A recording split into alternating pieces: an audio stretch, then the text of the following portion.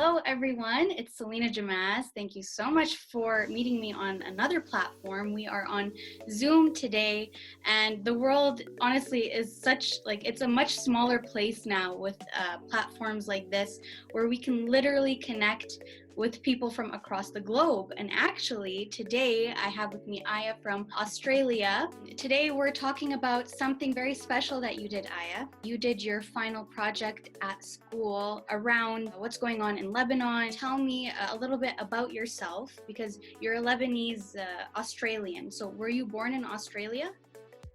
Yes, I was born and raised in Australia. However, growing up, my parents told me from a young age the importance of maintaining our cultural heritage. It's from them that I grew this love I have for Lebanon and this huge cultural pride. And so how old are you, Ayiah, and what grade are you in? So I'm 17 and I just graduated from high school. How does school work over there? Because tell me about this HSC. I'm not really sure what that really means. And you said you specialize in visual arts, so lead me through that.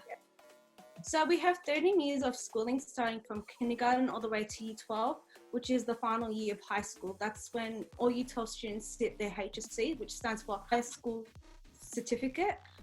You can choose to study from a range of subjects. I chose English, maths, biology, business, and visual arts. So tell me about the final project that you did and why you were, you wanted to insist that your work be inspired by the Lebanese Revolution. So for my body of work, I chose to use my Lebanese heritage as a source of inspiration for the concept and development of my artworks. Being Lebanese myself, I know that the pressure and responsibility that I have to speak out in the face of injustice and to advocate for my culture and country.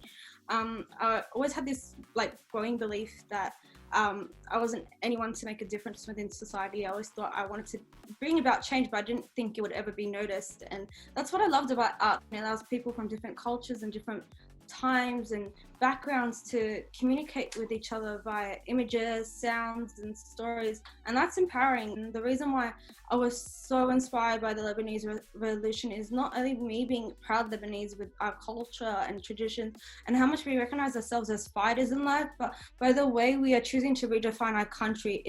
It's only now that we're stepping back and questioning what does it mean to be born in the Middle East. And I know it's not war and bombings or harassment, abuse, discrimination, lack of freedom, patriarchy, corruption, or lie, or even injustice. We are going to be the generation that will unite under one flag, under one creed, and with this purpose of restoring our country. Can you kind of just tell me how you decided to put together your project? How we started was our teachers got to make us start a visual art story, and within the story, our project, we were told to document either inspiration, experiments, brainstorm ideas, photographs, drawings. Everything went into this diary. We created 3 tops that aimed to portray the slow downfall of the once thriving Lebanon. The first top showed images of Lebanon on it. It was vibrant, so it had red and green, so that showed that it was thriving and it was pretty and beautiful. The second one showed it starts to deteriorate and it was starting to get burnt, and coffee stains helped to make it look so old and vintage color. And then the third one, we ended up burning it and making it look as if it's been through war. And at the back, I had leaves as the back strapping to show a sort of rebirth, as to show the revolution, us coming out of it. Lebanon is always continuing coming out of situations, and they're consistently coming through things. And once I finished doing the top, I'm I want to do more. I really want to do more. So what I did was I did 3 paintings of 3 cedar trees, and then to show a linkage was the white clouds, and then you started going grey clouds, and then black clouds to show the beauty, the starting to darkness is looming, and then the darkness. And then I did the audio, which I thank you for letting me use your audio. Pleasure. So honestly, it brought the whole project to life. The final painting that I did, I actually did it within a week, and that was the one where it had the portrait of a girl's face and the bomb exploding, and then showing the port of Beirut with the Rocher. And I feel like that tied everything up together, and that was basically my project. That's it. That was all I did. I saw one of my YouTube videos about a student-led protest at AUB in Bliss, and that was back in November. And she told me about her project on Facebook, and she asked me if she could use the audio from that video. So when she was done, she sent me the picture of the visuals and everything, and then she sent me the audio.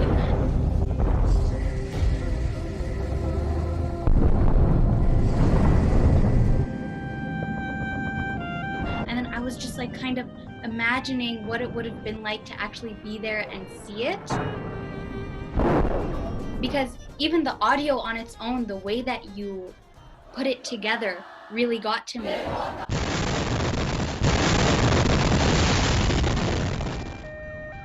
So imagine having the audio and visuals together. Absolutely amazing. What was the feedback that you got from your school, from your friends? So positive, so positive and so supportive. Many students approach me and be like, so what made you think about that? You're only in year 12, like the tops look like they're floating. It looks like people's been displaced. And I'm like, it took a lot of process. Despite of Lebanon's turmoil, crisis, recessions, and war, our beloved country still stands tall. And I think it was so beautiful that my work was rich with all this symbolism about Lebanon's beauty and the slow downfall of the country. It really helped me spark this conversation of interest and bring more awareness about what's actually happening back at home in Lebanon. Why do you think that the Lebanese diaspora always showcase their country in other countries? Because there's so many stories about how Lebanese people want to represent Lebanon. Why do you think that is? So my teta once told me, actually, you'd always miss Lebanon, even if the country's corrupt, even if we've lost a lot, it's always going to be a craving memory. All the memories that I have keep Lebanon alive. The culture, the spirit, its people. The beauty of being Lebanese is that there's always something linking us back to our homeland, and that's a feeling that can't be replaced within someone. As Lebanese, we feel proud about our country or the success they achieved, the nostalgic feeling satisfied every time we come back to visit our land of our fathers and forefathers. In a way, we're a little too attached to this amazing country, and our craving and constant missing for this homeland makes us realize we're just foreigners, and until we step foot into Lebanon, we feel home and complete. Yeah, I agree 100%. Thank you so much for elaborating on everything. I want to tell you, I'm really proud of you, and I feel this Lebanese connection, even though, you guys, I've never met Ayiah before. We have never met each other before. I have a new friend in Australia. We have a shared passion for Lebanon, as I'm sure many people who will watch this will also feel. Thank you for representing our country and showcasing what Lebanon is going through, and having that final optimistic message at the end that there will be rebirth. And I strongly hope that's the case. I strongly hope so too. And thank you so much for this opportunity. It's truly such an honor, and I feel so blessed. Thank you so much. Oh, you're very welcome. I would like to take this moment and opportunity to say thank you not only to my parents, but to Miss Watson and Mr. Toke personally for helping me develop my body of work over this past year. Thank you so much from the bottom of my heart. You guys have truly been such a soul supporter to me throughout this whole entire year, and without you guys, this project wouldn't have been as amazing as it is today. Thank you so much. And also, I'd like to thank Selena personally for giving me this huge opportunity, and it's been such an honor. Thank you so much.